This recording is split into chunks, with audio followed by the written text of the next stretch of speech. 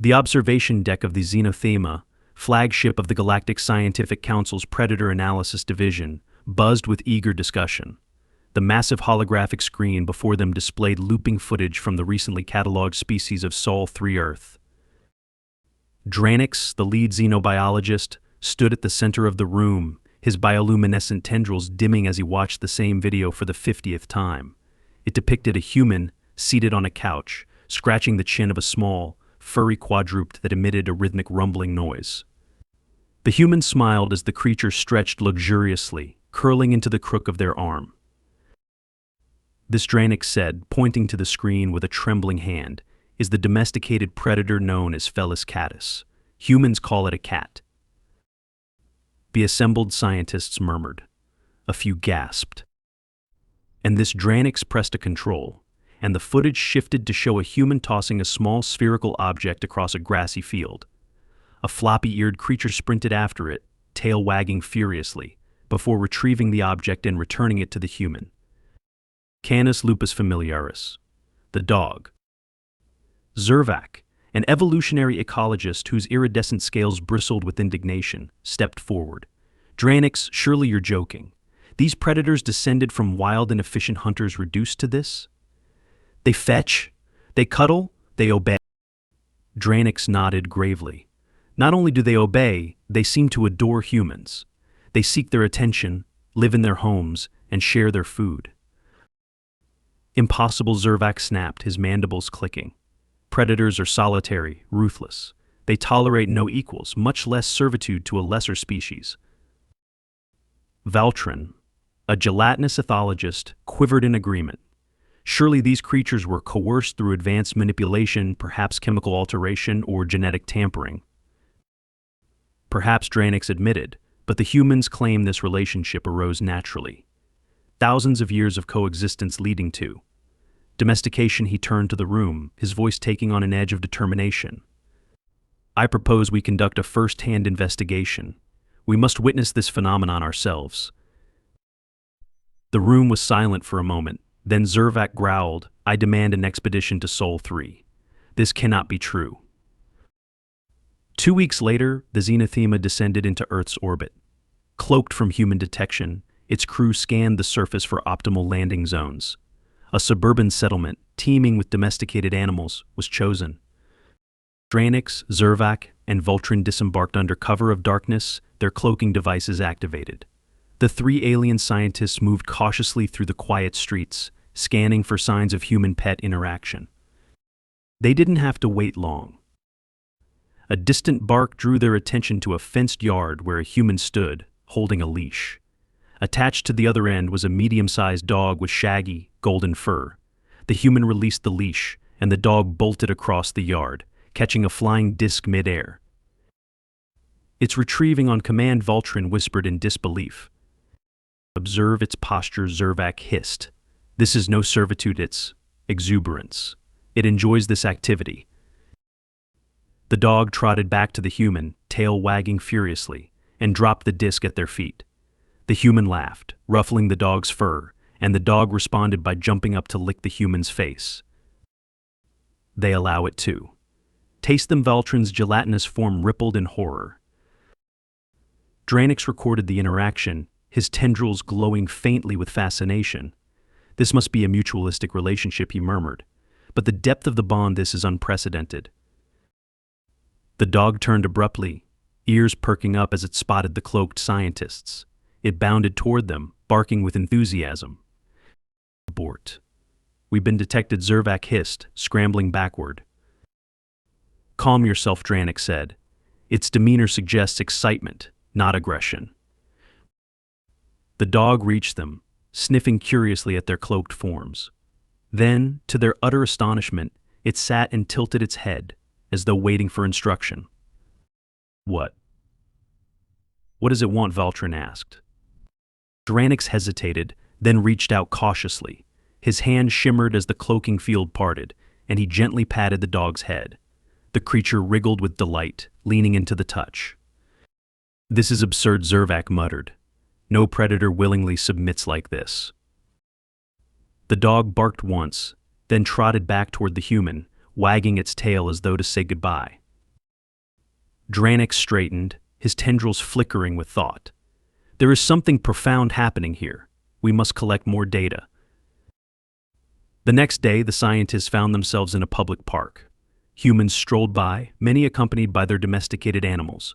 Dogs of all shapes and sizes bounded through the grass, some chasing balls, others playing with their humans. But it was the sight of a cat that stopped them in their tracks. Perched on a bench beside its human, the sleek, black-furred creature exuded an air of regal indifference. Its human scratched behind its ears, eliciting a low purring sound. "Explain this," Zervac demanded. "That creature exhibits the bearing of a predator. It is aloof, calculating, yet it allows itself to be touched." Dranix's translator buzzed as it parsed the human's words. "The human is calling it a good kitty." Voltron observed the interaction closely. The creature is clearly capable of independent thought. Its body language suggests that it tolerates the human's actions because it benefits from them. Perhaps Dranix mused, but there is more to this relationship than mere tolerance. The cat stretched languidly, then leapt onto the human's lap and curled into a ball. The human smiled, stroking its fur as it purred contentedly. "This defies everything we know about predators," Zervac muttered. "They should not form bonds of affection with an entirely different species." A small commotion nearby drew their attention. A group of humans had gathered, each holding a leash attached to a dog. The dogs barked and wagged their tails as the humans chatted. "They're congregating," Voltron said, his voice tinged with amazement. "Look, this is not just a human-dog relationship. These animals are interacting with each other as well." "Social behavior between predators," Dranix murmured, recording the scene, "and the humans appear to encourage it." One of the humans tossed a ball, and a dozen dogs took off after it, barking excitedly. They tumbled over each other in their eagerness to retrieve it, tails wagging furiously. "This is madness," Zervac growled. "Predators are supposed to compete for resources, not share them." Dranix smiled faintly. "Madness, perhaps. But it works. These humans have achieved something extraordinary. They've not only tamed these creatures, they've formed genuine partnerships with them." "And the creatures. They seem happy," Voltron added, his gelatinous form shimmering with wonder. The scientists watched in silence as a child ran up to one of the dogs, hugging it tightly. The dog responded by licking the child's face, its tail wagging with unmistakable joy. Zervac shook his head. "I cannot fathom how such a bond is possible." "Neither can I," Dranix admitted. "But that is why we must continue to study it. Humanity's ability to forge connections with these predators may hold the key to understanding their unique place in the galaxy." As they retreated to their ship, one thing was clear: the humans had achieved something no other species could. They had transformed predators into companions not through fear or force, but through love and trust. It was a phenomenon that would challenge everything the scientists thought they knew about the natural order. The Xenothema floated silently in Earth's orbit as the research team reconvened in the observation chamber. Dranix, Zervac, and Voltron had returned from their expedition laden with data, though each of them struggled to make sense of what they had seen. The holographic display in the chamber replayed their recordings: humans playing with dogs, napping with cats, and hosting gatherings that revolved around their pets. As the videos looped, the room was filled with the rhythmic purring of cats and the exuberant barks of dogs. "Explain this," Zervac said for what felt like the 100th time, gesturing toward a clip of a human kissing a dog's head. "What evolutionary purpose could this serve? Affection has no place in predator dynamics." Voltron bubbled thoughtfully. "Perhaps the affection is part of a larger behavioral symbiosis. The creatures provide humans with benefits: guarding, hunting, companionship, and in return, they receive food, shelter, and protection." "But look at their behavior," Zervac argued, pointing to a cat rubbing its face against a human's leg. "That is not the interaction of two species in a mutualistic transaction. He hesitated, his mandibles twitching. "It's emotional." Dranix nodded. "That is precisely what makes this so extraordinary. The bond between humans and their pets transcends pure survival. There is something deeper, a connection that defies logic. and it seems to work both ways. He tapped on the control panel, switching the footage to show a human crying softly while holding a dog in their arms. The dog whimpered, nuzzling its human as if to offer comfort. "Do you see?" Dranix continued. "The predator, which should be indifferent to such displays, responds with empathy. This is not coercion. It is genuine." The room fell silent as the scientists contemplated the implications. Voltron finally spoke. "If we are to truly understand this phenomenon, we must analyze it from the perspective of both species. Perhaps if we observe these creatures without their humans present, we can determine whether their behavior is intrinsic or purely conditioned." "Agreed," Dranix said. "Let's start with the cats. Their predatory instincts appear to remain intact, yet they willingly coexist with humans. There must be some key to their dual nature." The next day, the team deployed a cloaked reconnaissance drone to infiltrate a human home that hosted several cats. The drone hovered silently in the corner of a cozy living room, its camera trained on the 3 feline inhabitants. One cat, a sleek, gray tabby, stalked across the room with the predatory grace of its ancestors, its piercing eyes locked onto a target, a mechanical mouse toy, skittering across the floor. In a flash, the cat pounced, batting the toy with deadly precision.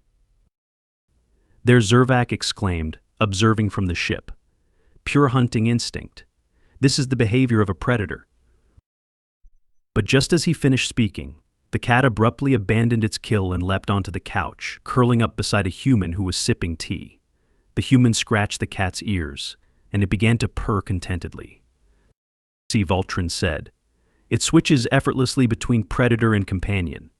There's no coercion, only choice." Zervac growled in frustration. "It makes no sense. How can it abandon the thrill of the hunt for cuddles?" The other 2 cats exhibited similar duality. One chased a feathered toy with wild abandon, while the other napped serenely in a sunbeam, ignoring the world around it. Both, however, eagerly sought the attention of their human the moment they entered the room. "The evidence is clear," Dranix said. "Cats retain their predatory instincts, yet they have adapted to coexist with humans. This coexistence is not forced, it is mutually desirable." Zervac slumped back in his seat. "If this is true, then humans have achieved something unprecedented in galactic history. They have not merely tamed predators, they have integrated them into their lives as equals." Later that night, the team turned their attention to dogs. They chose a rural area for their next observation, where several dogs roamed freely on a human property. From the vantage point of their cloaked drone, they watched a human sitting on a porch, throwing sticks for a pair of dogs. The dogs retrieved the sticks eagerly, their tails wagging with such enthusiasm that Voltron speculated they might detach. "What fascinates me most," Dranix said, "is how diverse the behaviors of these creatures are. Observe, this dog fetches the stick, while the other remains by the human side. Both are engaged in different ways, yet both clearly derive satisfaction from their roles." The scientists watched in awe as the human scratched the ears of the second dog, which leaned into the touch and emitted a low, contented growl. Meanwhile, the first dog dropped the stick at the human's feet and barked expectantly, its tail a blur of motion. "This is clearly a partnership," Voltron said. "The dogs exhibit loyalty, trust, and even joy, and the humans reciprocate with care and attention." Zervac, still struggling to reconcile his understanding of predators, crossed his arms. "But why would a predator choose this life? Where is the ambition, the competition, the desire for dominance?" Dranix gestured toward the screen. "Perhaps that is the key difference. Humans do not simply impose their will on these creatures, they offer them a better way of life. One where survival is not a struggle, but a shared experience." The drone's camera zoomed in on one of the dogs, now lying at the human's feet, its eyes half closed in utter contentment. "They're not just pets," Dranix said softly. "They're family." The next few weeks were a flurry of data collection and analysis. The team observed countless human-pet interactions, from playful games in parks to quiet moments of companionship in homes. They documented dogs herding livestock, cats lounging on keyboards, and even pets accompanying humans to places called vets for medical care. Each new piece of evidence only deepened their astonishment. The bonds between humans and their pets were unlike anything they had encountered in the galaxy.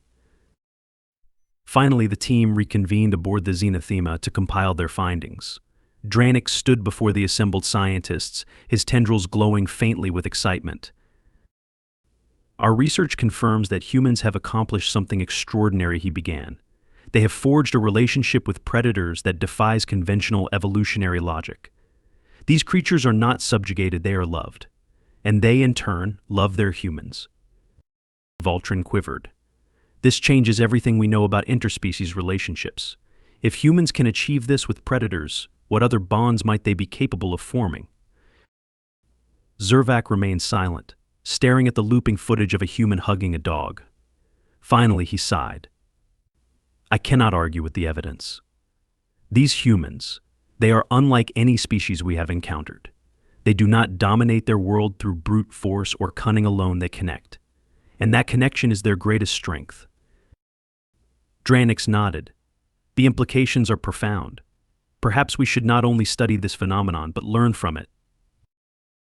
As the team pondered this revelation, a single thought echoed in their minds: humanity's ability to tame the untamable might just hold the key to something far greater than they had ever imagined. And they were only beginning to understand it. The scientists aboard the Zenithema were not content to merely observe humanity's connection with domesticated predators.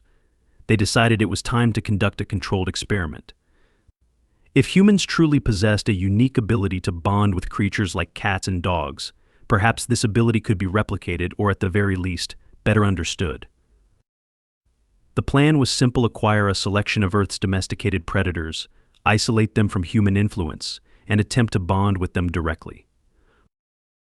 We will determine whether the behavior of these creatures is a result of innate biological traits, or whether it depends entirely on the presence of humans, Dranik explained as the team prepared for the operation. A cloaked drone descended to Earth under the cover of night, targeting a rural property with multiple dogs and cats.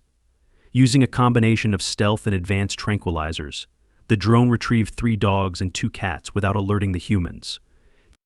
The animals were transported to a secure observation chamber aboard the Zenithema, where the experiment would begin. The first subject was a young dog, a beagle with floppy ears and a curious demeanor. It wagged its tail uncertainly as it sniffed the sterile metallic walls of its enclosure. Zervac approached the containment field, his iridescent scales rippling with trepidation. "Let us see how it reacts to non-human interaction." He deactivated the containment field and stepped into the enclosure. The beagle froze, its large, soulful eyes fixed on the alien. "Greetings, small predator," Zervac said cautiously. He extended a clawed hand toward the dog, mimicking the human behavior he had observed. The beagle tilted its head, sniffed Zervac's hand, and then, to everyone's astonishment, began wagging its tail. "It's working," Voltron exclaimed. Emboldened, Zervac reached down to pat the dog's head. The creature responded by leaping up and licking his face with enthusiastic abandon. "Cease this. This tongue-based assault," Zervac spluttered, stumbling backward. But the dog only wagged its tail harder, its joy evident. "This behavior is consistent with what we observed on Earth," Dranik noted. "It appears that the dog is predisposed to seek companionship, even with an unfamiliar species." Zervac straightened, his mandibles clicking in irritation. "This proves nothing. Perhaps it is simply too simple-minded to recognize me as a non-human." "Perhaps," Dranik said. "But let's test the others." The second subject was a large, muscular cat with sleek black fur and piercing green eyes. Unlike the dog, it showed no immediate interest in its surroundings, lounging in the corner of its enclosure as if it owned the place.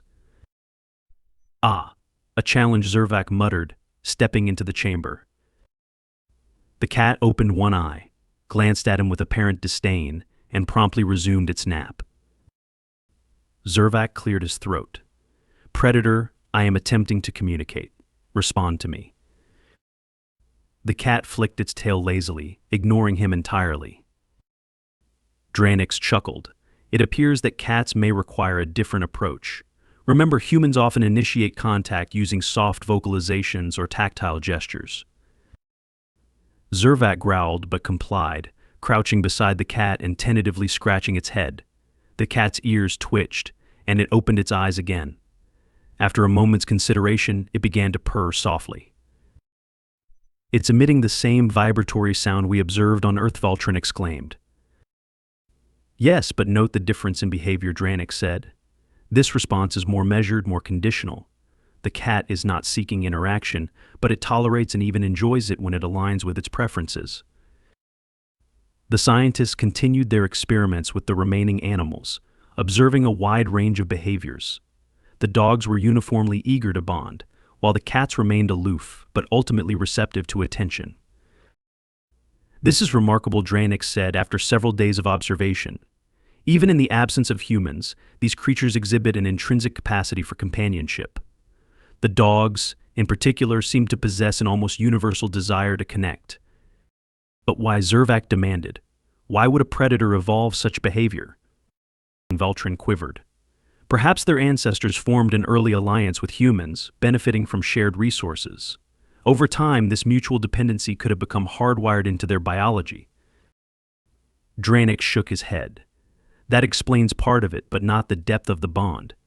These animals do not merely tolerate humans, they love them. And that love appears to extend to any being that treats them with kindness."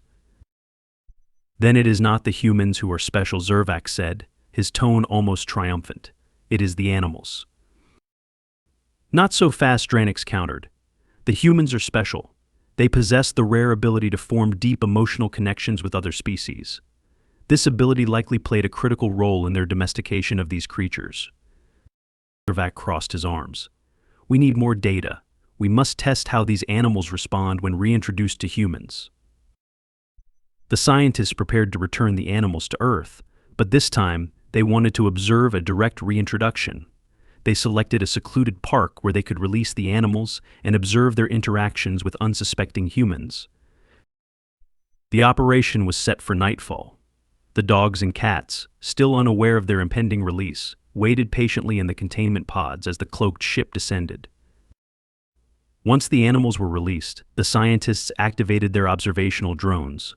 The beagle was the first to act, bounding across the park until it spotted a lone human sitting on a bench. The dog sprinted toward the human, barking joyfully. The human looked up in surprise but quickly smiled as the beagle leapt into their lap, licking their face with abandon. "Hey buddy, where'd you come from?" the human asked, laughing.